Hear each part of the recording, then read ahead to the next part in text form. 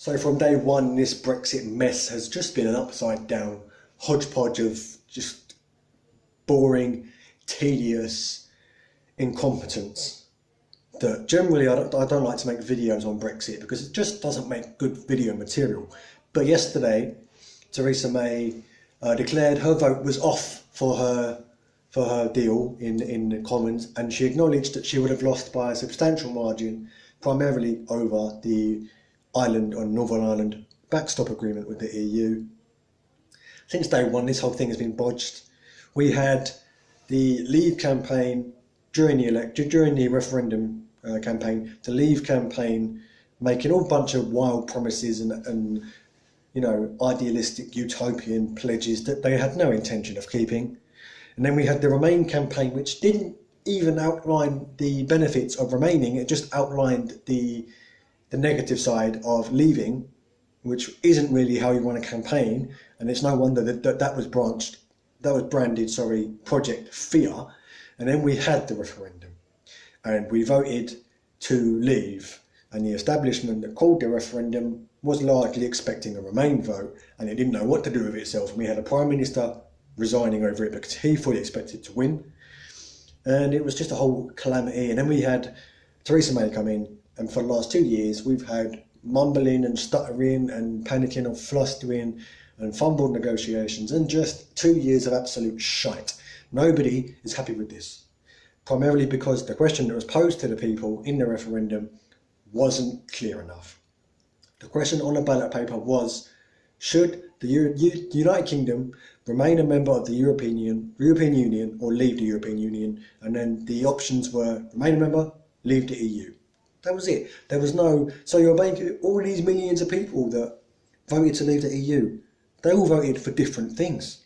So you've got this guy over here voted because he wants the borders to be closed. This guy over here voted for fisheries. This guy over here voted over laws. This guy over here voted over, migrant workers and migrant labour. This guy over here voted for this reason. This guy over here voted for the currency. This guy over here voted for because he doesn't want a EU single army.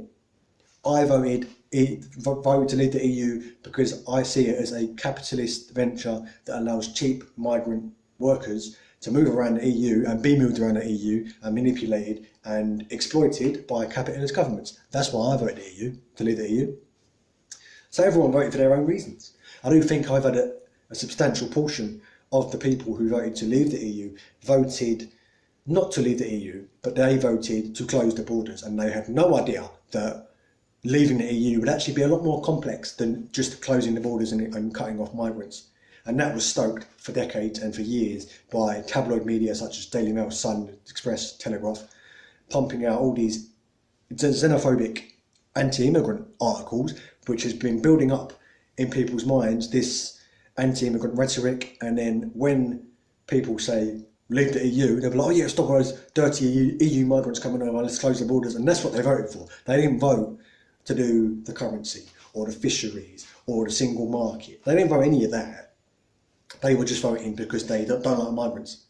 And I don't care what you say about me. I don't care if you sit there in the comments and you're raging about how I'm a Ramona, even though I voted Brexit, and all this kind of stuff, and how I'm accusing everybody who voted Brexit of being racist. No. I said a substantial portion of those who voted Brexit voted just... It wasn't a vote to leave the EU for them, it was a vote to stop immigrants. Bottom line for me. Right. On to the subject matter at hand. Theresa May has stumbled and stuttered and flustered her way through negotiations. She's brought this hodgepodge, thrown together deal to the Parliament, and then it emerged that she would lose by a significant margin, so she cancelled the vote yesterday. What a coward. If you're going to make such a fudge of a deal, you can either have to do two things. Either be a leader and put it to the Parliament and let it get voted down and take it on the chin, or resign and go. And that's what I think she needs to do now. She needs to just go. Let one of her Tory cronies take in as usual. Let Amber Rudd take in, since Amber Rudd was the one that was being rolled out to go and do the actual fucking debates in the election. Let Amber Rudd be the bullet sponge as usual. You coward. Now, Labour, not much better. They haven't got any sort of stance on Brexit at all. All they seem to be doing is standing there criticising the government. So, Labour at the minute is pushing Jeremy Corbyn to table a motion of no confidence in the government. I don't think that's the right idea. I think Labour need to just wait. We've waited 8 years for a Labour government. Just wait a little while longer, because I guarantee you by 2020 the Tories are done. This government, the Tory establishment, the Tory government is finished. They will consign themselves to electoral oblivion for at least a decade if we just let them play this out, because they started this mess. Let them see it through. Labour is not strong when it comes to the European Union and the Brexit side of things. Strong domestically, that's their strength.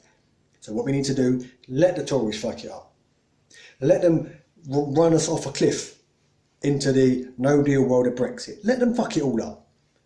And then the entire electorate can see just how inadequate and out of touch the Tory party really is. And then Labour can come in, pick up the pieces and fix everything.